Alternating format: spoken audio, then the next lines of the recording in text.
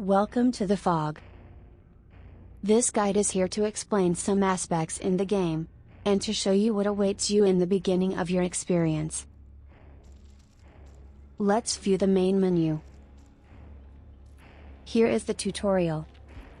In this tutorial you can play as survivor or as killer, see the atmosphere of the game and get to use some of the mechanics in the game. Game manual is more detailed and specified guide whenever you want to read it. For further questions and discussions, here are links for official forum site and Dead by Daylight support page. Every day you get one new challenge to complete and earn blood points in return. You can delete one daily and get replacements immediately once in a day. Store page. Purchasing game cosmetics for each character. Each week 4 different perks that you might want to unlock. You can purchase cosmetics, or unlock DLC characters with RX cells. In this casual mode you play trial with your friends where you can customize the items. Take time to learn about the characters and their perks. And each character has personal information about them and their unique perks here with the F1. Go to Blood Web section to your character for leveling up. The more you progress, the more items, perks and offerings you will get.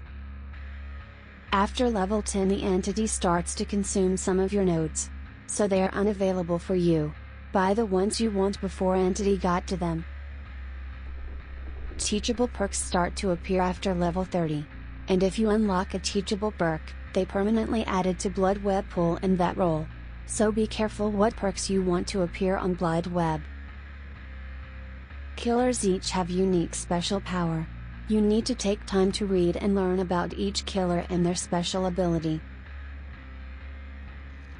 Finding a match. In a lobby, you will see other survivors that are now your teammates. As killer you will see 4 survivors on your screen. Before you click ready, you have to check the latency here. If you want a smooth gaming experience, green pings are preferable.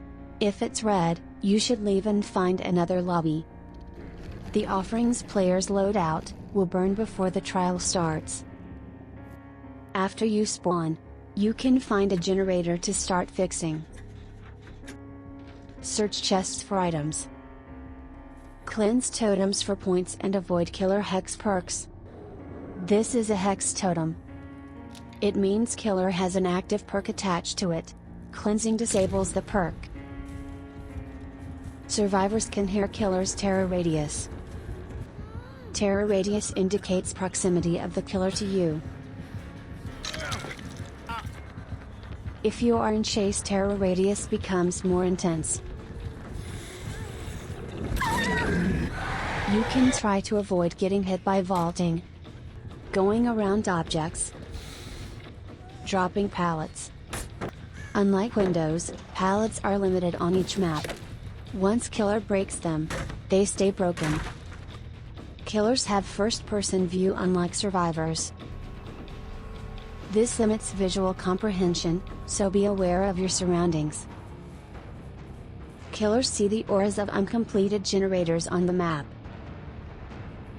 Patrolling generator to find survivors is a good way to start. When you are close enough you can hit with basic attack and injure the survivor. Once they injured they briefly got a burst and you got a cooldown. Try to keep them in sight while you are in cooldown. When you hit an injured survivor, they go to dying state. Now you can pick them up while being carried by killer. Survivors can wiggle and escape from their grasp. To wiggle press A and D consecutively. Sacrificial process has 3 stages. The first stage where survivors can try to unhook themselves with 4% chance of escaping or saved by a teammate. On their second hook, struggle phase starts. In this phase survivor repeatedly press spacebar to survive from entity. If they stop struggle or not get rescued, they are sacrificed. If they get rescued, killer needs to hook them a third time to complete sacrifice. The more survivors alive, the better chance they have against killer. So helping teammates is important for survival. While running, survivors leave scratch marks that are visible to killers for duration of time. Killers can use these marks to track survivors. If one survivor left alive, a hatch opens somewhere on map. You can hear distinctive audio coming from it while it's open. Survivor can escape through hatch if it is open. Killer can find and close hatch before survivor escapes. Closing hatch or opening an exit gate starts endgame collapse. Endgame has 2 minutes timer to allow survivors exit the trial area. When timer ends, any remaining survivors in trial will be sacrificed instantly by the entity. End screen. It is a summary of your trial, showing total blood points earned, emblems or total value of your actions in trial. Each emblem counts towards pips, and total pips you earn determine your ranking. Experience points toward your player progress. Loadouts, blood points and rankings of all players in the trial. There is also a chat section. You can chat with players or close it from here. Also, this screen has a reporting system. If you believe anyone in the trial violated the rules of gameplay in any way, you can report the players from here. When a character reaches level 50, you can prestige them. Press the skull in the middle of the web.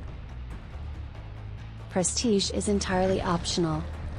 You get bloody cosmetics for that character, but you lose every item in their inventory and reset them to level 1. Teachable perks that are unlocked don't get locked again. You've watched some general information to give you some idea of the game mechanics.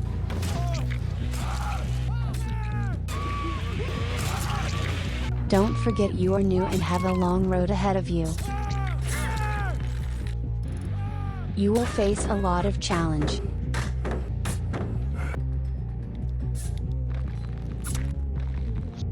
Maybe get unwanted outcomes in trials. Don't let them discourage you. You will find your moments. There's always something for you in the fog.